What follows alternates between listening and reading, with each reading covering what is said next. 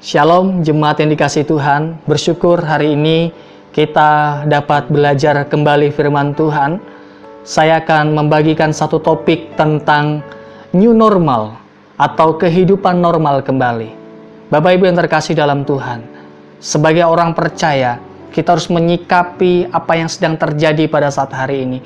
Kita harus kembali menjadi manusia yang produktif, namun kita juga tetap menjalankan setiap protokol kesehatan yang ada. Maka dari itu, sebagai orang percaya, kita akan melihat apa yang harus kita lakukan melalui firman Tuhan yang akan kita pelajari bersama-sama hari ini. Bagaimana menyatakan sikap yang tepat, yang benar di tengah kondisi yang sedang terjadi pada saat hari ini. Di tengah pandemi yang sedang membuat banyak orang merasa takut, cemas, khawatir. Namun kita diharuskan juga untuk tetap hidup secara normal kembali. Apa yang harus kita lakukan? Mari kita perhatikan firman Tuhan yang saya ambil dari kitab Kejadian pasal 8 ayat 15-22. Namun hari ini saya akan membacakan di bagian-bagian tertentu yang akan kita bahas bersama-sama. Firman Tuhan katakan, "Lalu berfirmanlah Allah kepada Nuh, keluarlah dari bahtera itu, engkau bersama-sama dengan istrimu, serta anak-anakmu dan istri anak-anakmu." Ayat yang ke-18, "Lalu keluarlah Nuh bersama-sama anaknya dan istrinya dan istri anaknya." Ayat 20, "Lalu Nuh mendirikan mezbah bagi Tuhan dari segala binatang yang tidak haram dan dari segala burung yang tidak haram. Diambilnyalah beberapa ekor, lalu ia mempersembahkan korban bakaran di atas mezbah itu." Amin. Bapak Ibu yang terkasih dalam Tuhan, sesuatu hal yang luar biasa terjadi dalam kehidupan Nuh dan keluarganya. Ia harus mengalami situasi yang menegangkan selama ratusan hari lamanya. Ia terkurung di dalam bahtera karena ada air bah yang menenggelamkan bumi. Ini satu peristiwa yang sangat dahsyat, di mana dalam kitab Kejadian pasal 7 ayat 8-20, ayat 24 juga dituliskan bahwa bumi pada saat itu kurang lebih ratusan hari lamanya terendam oleh air dan sampai menutupi seluruh isi bumi, bahkan gunung-gunung pun tertutupi oleh air. Ini satu peristiwa yang sangat luar biasa. Peristiwa air bah ini membuat juga pada saat itu Allah izinkan mata air Samudra Raya terbelah dan seluruh isi air tertumpah di muka bumi, sehingga membuat bumi porak-poranda oleh karena air. Ratusan hari lamanya bumi terendam oleh air. Yang pastinya ketika Nuh dan keluarganya keluar dari bahtera, ada suasana yang berbeda yang terjadi pada saat itu. Mereka kehilangan bahan pokok makanan. Mereka kehilangan segala sesuatu yang mereka punya pada saat itu. Bahkan alam pun pada saat itu sedang porak-poranda yang luar biasa. Namun Bapak Ibu yang terkasih dalam Tuhan, suatu pergumulan ini Nuh mulai dengan sesuatu hal yang unik, sesuatu hal yang luar biasa. Ketika Nuh harus mulai kehidupannya dimulai dari nol, dia bersikap secara luar biasa. Perhatikan Alkitab. Ketika dia keluar dari bahtera, apa yang Nuh lakukan? Di ayat 20 dikatakan, ia mendirikan mezbah bagi Tuhan. Inilah sikap yang tepat, tindakan Nuh ketika keluar dari bahtera, yaitu apa? Memprioritaskan Allah ketimbang kepentingan pribadinya. Ketika Nuh keluar dari bahtera, ia membangun mezbah dan melayani Allah terlebih dahulu. Di tengah kekacauan yang ada di bumi, ia tidak memikirkan kepentingannya sendiri terlebih dahulu, tetapi ia mencari Allah, tetapi ia mendirikan mezbah bagi Allah, sehingga dia dapat mempersembahkan korban bakaran bagi Allah yang telah menyelamatkan hidupnya. Inilah sikap yang tepat. Mempersembahkan korban yang terbaik bagi Allah. Mencari Allah terlebih dahulu. Beribadah kepada Allah terlebih dahulu. Adakah semangat Nuh ini terjadi dalam kehidupan kita? Di tengah pandemi yang sedang terjadi, kita harus hidup normal kembali. Apa yang harus kita lakukan? Sikap yang tepat untuk mengawali kehidupan ini adalah dengan cara datang kepada Tuhan, dengan terlebih dahulu mencari Tuhan, dengan terlebih dahulu memprioritaskan Tuhan daripada kita mementingkan kepentingan pribadi kita, mengutamakan kepentingan pribadi kita. Bapak Ibu yang terkasih dalam Tuhan, sadarlah bahwa kita adalah ciptaan Allah. Ketika kita sadar bahwa kita adalah ciptaan Allah, kita yang pastinya harus mencari Allah terlebih dahulu, karena kita adalah ciptaan yang harus tunduk kepada Sang Pencipta. Di tengah krisis, di tengah tantangan hidup, kekalutan yang sedang terjadi di dunia ini, kita sebagai ciptaan tetap harus menjadikan Allah sebagai prioritas dalam hidup ini.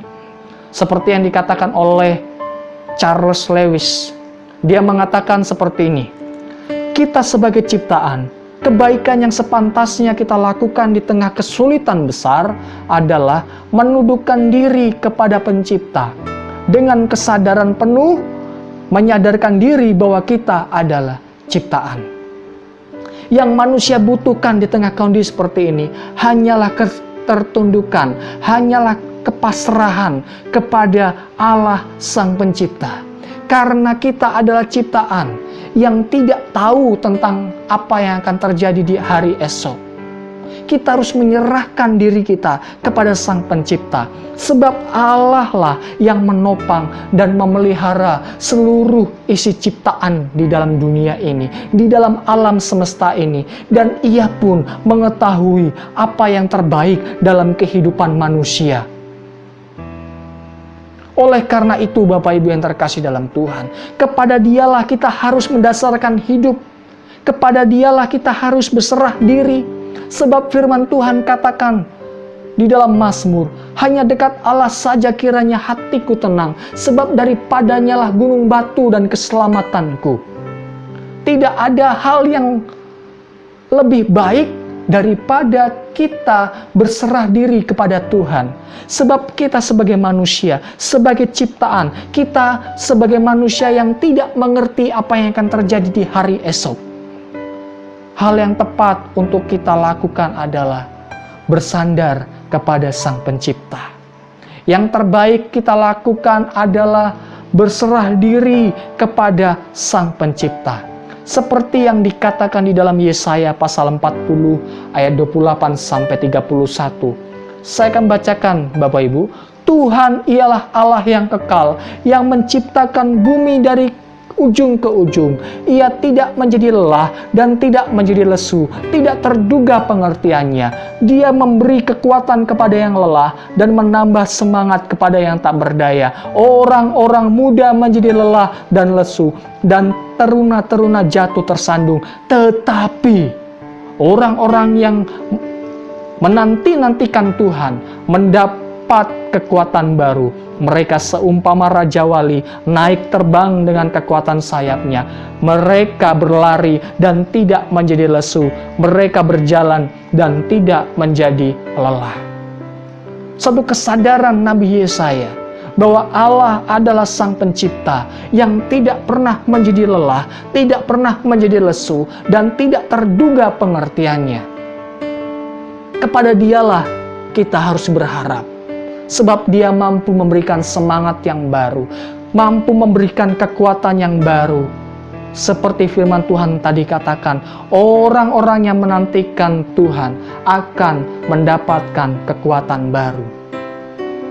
Inilah mengapa kita harus mengutamakan Tuhan. Inilah mengapa kita harus memprioritaskan Tuhan dalam hidup kita. Apalagi di tengah-tengah tantangan kita pada saat hari ini, di mana kita harus hidup normal kembali. Kita harus menyerahkan diri kita kepada Allah Sang Pencipta. Sebab apa?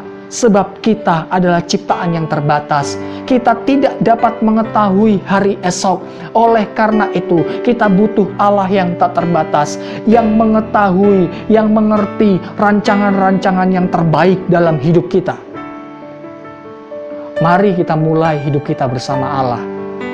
Di dalam peribadahan kita, di dalam rasa syukur kita kepada Dia.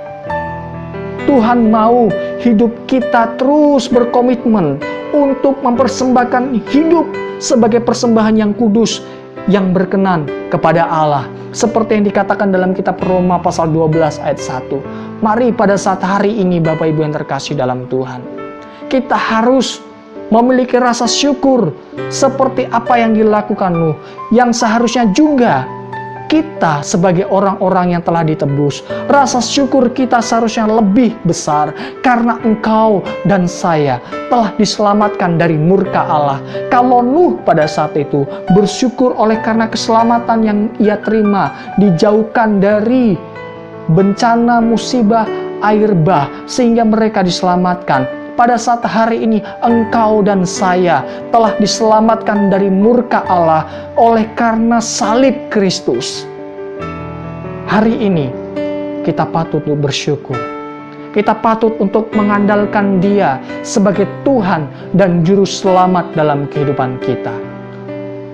Dari poin ini Bapak Ibu yang terkasih dalam Tuhan, untuk merespon, untuk kita menghidupkan kembali hidup baru kita di tengah pandemi ini, mari kita memprioritaskan Tuhan.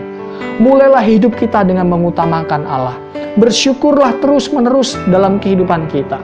Teruslah berkomitmen mempersembahkan hidup kita sebagai persembahan yang kudus dan yang berkenan bagi Allah. Inilah sikap yang tepat yang kita harus lakukan sebagai ciptaan dan umat tebusan Allah. Kiranya firman Tuhan ini menguatkan hidup kita, menjadi landasan hidup kita untuk memulai kehidupan baru kita di masa pandemi ini. Tuhan Yesus memberkati.